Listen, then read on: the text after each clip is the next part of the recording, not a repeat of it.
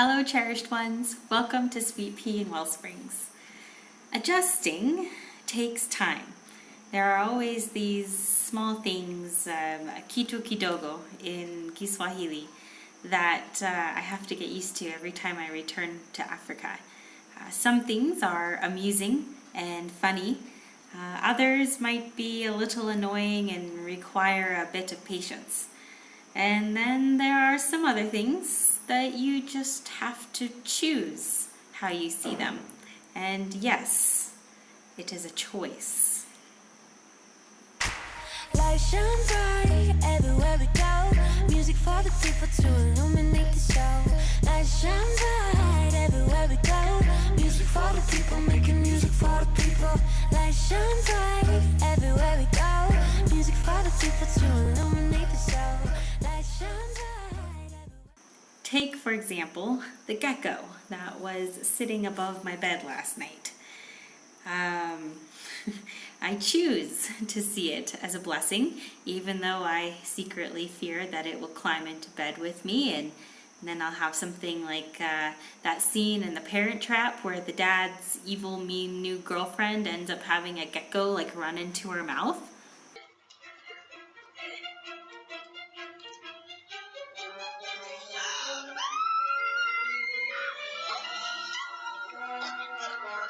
Yeah, that.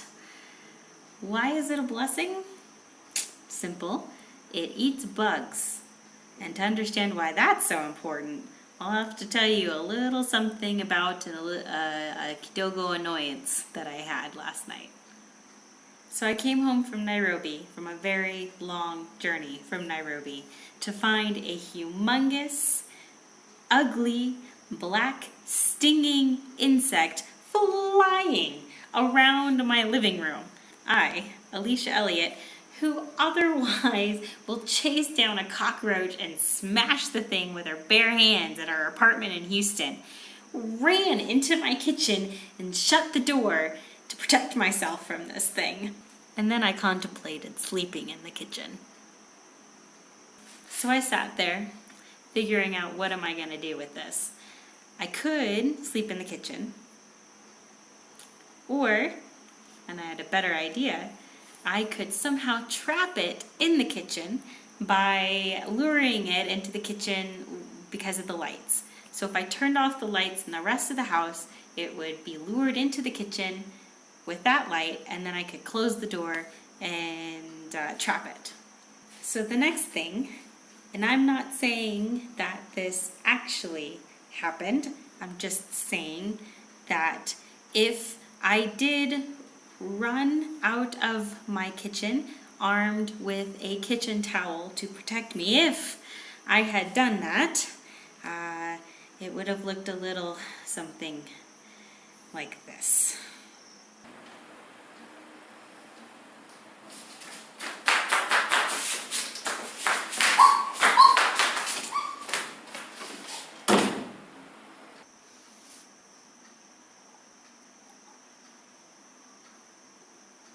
But the thing is, my plan actually worked. I rushed out of the kitchen, I turned off the lights, and then I ran into my bathroom and locked the door. After a few minutes, I checked out, peering through, and what do you know? The bug was in the kitchen. So I ran to the kitchen, closed the door, locked it for good measure, and said, hey, this is a problem for morning Alicia to deal with. I was honestly feeling quite proud of myself. So I went back to my room and started unpacking from Nairobi. And while I was unpacking, there was a bzzzt, bzzzt. There was another one in the window above my bed, hiding behind the curtains.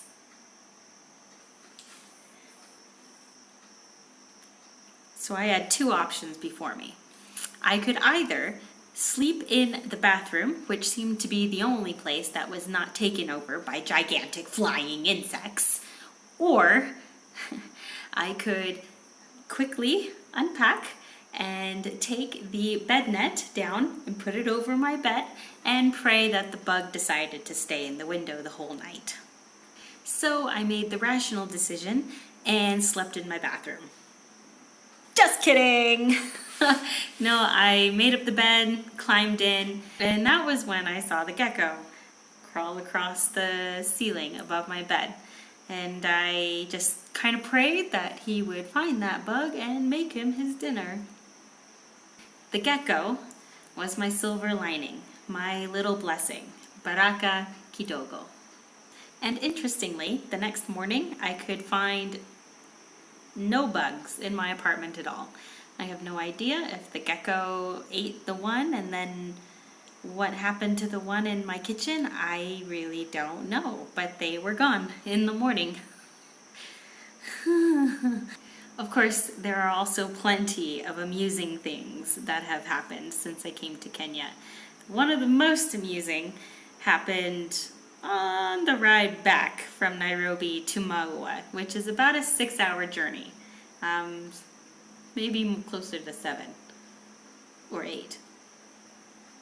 While we were driving up, Elijah, our driver, decided to stop at one of the many roadside stands that you can purchase fruit, vegetables, fish, anything that you want from there. And he bought 3 fish. 3 mud fish, to be exact. Yes, mud, M-U-D, mudfish. 3. I will admit I was very concerned he was going to bring it into the cab of the vehicle and we would be smelling fish for the rest of the ride home. But no, he promptly attaches it to the windshield wipers on the outside of the car, which looked a little something like this. And they stayed like that for the rest of the 6, 7, 8 hours home. The food safety expert within me was like, woo, woo, woo, emergency, emergency. But Elijah explained to me that leaving them on the outside of the car helps them to dry out. So by the time we reach Mua, he'll have some dried fish. See for yourself.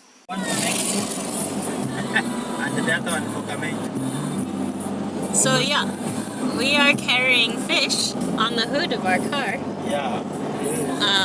In order to let it dry out by the time we reach Maua. Is that right, Elijah? Yeah. Yes. Yes. Yeah. Yes. Okay. Yes. We're eating fish. It is on the hood of the car.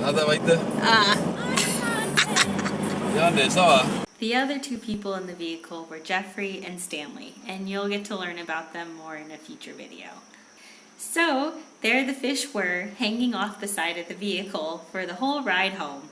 And for most of the ride home, one of the fish was doing this.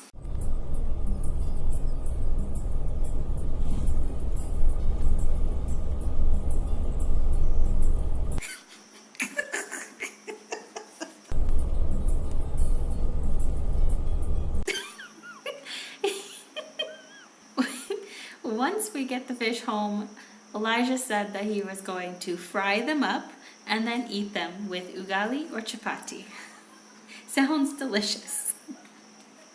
If you read the blog post, you'll find a few other small, fun, or beautiful things that I got to see during my ride back from Nairobi to Maua, including a Trump mutatu.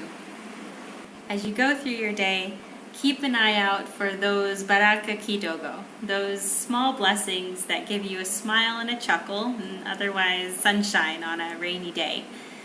Until next time, dig your wells deep. Kwaheri!